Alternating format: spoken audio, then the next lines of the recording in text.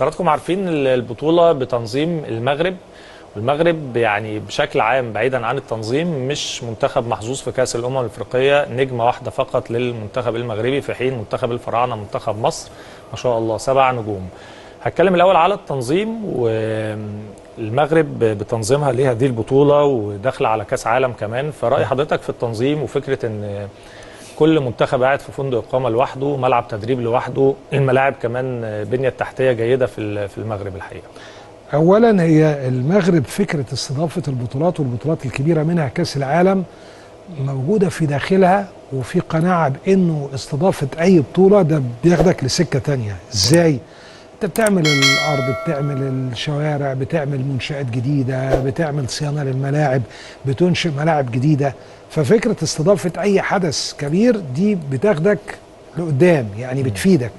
المغرب مؤمنة بهذا الأمر. ارجع كده للتاريخ هتلاقي في التسعينات المغرب اتقدمت لتنظيم كأس العالم ما وفقتش، تقدمت مرة تانية. يعني أول مرة افتكر كانت بتنافس الولايات المتحدة الأمريكية، والولايات المتحدة الأمريكية هي اللي نظمتها في 94. تقدمت تاني عشان تستضيف 98 ما وفقتش.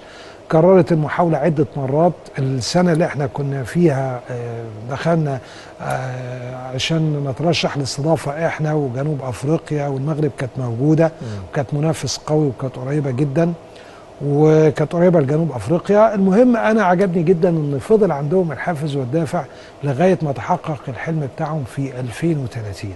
فبالتالي بطولة زي كده دي بروفة مهمة جدا. افريقيا بتحظى بطولة كأس الامم بالاهتمام. المدن والبنيه التحتيه في المغرب رائعه. انا رحت المغرب 4 مرات بالمناسبه، ومعظم المدن اللي بتستضيف دي انا كان ليا الحظ وزرتها. الرباط صحيح العاصمه الاداريه وما فيهاش الكم الاكبر من السكان، الكم الاكبر من السكان في الدار البيضاء حوالي 6 مليون، لكن الرباط لما تيجي تشوف الملاعب اللي هتستضيف البطوله اعتقد 4 ملاعب، وده امر يوريك مدى اهتمامهم. ومعظم الملاعب دي اتعمل لها صيانه وملاعب جديده. الدار البيضاء فيها مثلا محمد الخامس اللي هو الملعب بقى اللي لعب عليه الاهلي والزمالك والمنتخبات المصريه على مدار سنوات في الدار البيضاء طبعا. لكن هتلاقي في طنجه، وملعب طنجه الكبير ده ملعب كبير جدا، واعتقد ده الاكثر سعه في ال9 ملاعب. والملعب ده كان استضاف السوبر الاسباني، كان استضاف قبل كده السوبر الاسباني من عده سنوات. وطنجه طبعا بالمناسبه هي في اقصى الشمال، يعني قريبه جدا من اسبانيا. عندهم كمان في مراكش، وعندهم اكادير وليس اغادير. اكادير، واكادير طبعا يعني مدينه رائعه اللي هي لحسن الحظ فيها المنتخب المصري. عايز اقول لك انه المصريين ومصر بتحظى بحب وبترحاب غير عادي.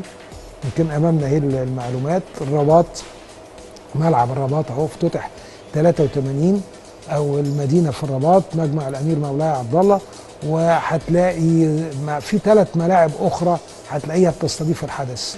ودي ملعب طبعا محمد الخامس، ده من اقدم الملاعب، ده سنه 55 اتعملوا صيانه كذا مره طبعا، وسعته 67,000 متفرج.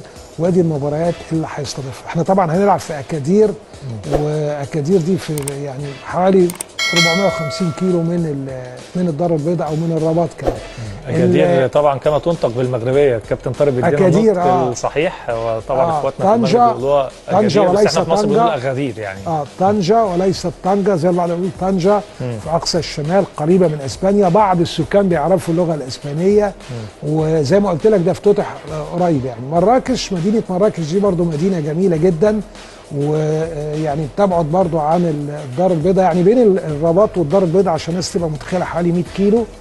وبعدين بعد كده الدار البيضاء وانت بقى داخل على الجنوب يعني تلاقي مراكش بعد 200 وشويه 250 كيلو. طيب سؤال، بما اننا ما هذا الملعب الرائع، استاد مولاي عبد الله هنا في المغرب، هنا في الدار البيضاء، في الرباط، في مراكش، في الكازابلانكا. المغرب والقمرين في ليلة وألف ليلة في افتتاح البطولة الأفريقية غدا. يا لها من متعة لبطولة أفريقيا. ممكن تشوف أشياء عجب عجاب، ممكن تشوف هذه المناظر العجيبة. ترى شيء طبيعي، ما في موزة زي حبيبي نفس كأس العالم. هنا ما في إلا شوف هذا كم. يا سلام. لا لا والله مناظر في أفريقيا. طبعا اليوم مباراة المغرب والقمرين في 10 مساء. سأدعم المغاربة. لا تنسى لايك والفوت وتعطيني رايك. وش تتوقعون بطل كاس افريقيا؟ هنا الرباط من داخل أسوار ملعب الأميري مولاي عبد الله، هذا الصرح الكبير الذي يتأهب ويستعد لافتتاح العرس الإفريقي نسخة المغرب 2025 في أمسية كروية تعد بالكثير، أمسية الأحد التي ستكلل بمواجهة المنتخب المغربي لنظيره جزر القمر ضمن الجولة الافتتاحية للمجموعة الأولى برسم دور المجموعة. كذا والمشهد من داخل هذا الملعب الجميل، آخر اللمسات والاستعدادات توضع قبل يومين تقريبا. لو هكلمك عن الاجواء وعن معسكر منتخبنا هنا في اغادير، الاول هكلمك عن المدينه. مدينه من اجمل المدن الساحليه اللي موجوده، يمكن مش هبالغ لو قلت لك الموجوده في العالم. يمكن هي شبه شويه الغردقه، شبه شرم الشيخ، يعني بتنزل انت البلد وبعد كده تطلع كده شويه في المدينه بتلاقي المنتجعات السياحيه. معسكر منتخبنا موجود في المنطقه اللي احنا موجودين فيها دي، يمكن في احدى المنتجعات السياحيه. الدنيا هاديه جدا، بتلاقي في ورايا بالتاكيد الجبال وشايف ورايا البحر، ده المحيط الاطلنطي. يمكن مدينه اغادير بتقع على المحيط الاطلنطي، وفي بقى نشاطات كتيره جدا رياضيه بتتعمل على الشط، من ركوب الامواج والجري على الشاطئ، وساعات كده بيبقى فيه فولي او لعب كوره. كيف هي ظروف الإقامة بالنسبة للمنتخب الوطني؟ ماذا عن الفندق وملعب التدريبات، وأيضا كيف هي الأجواء هناك المناخية بمدينة الرباط؟ جو بارد نوعا ما كمان؟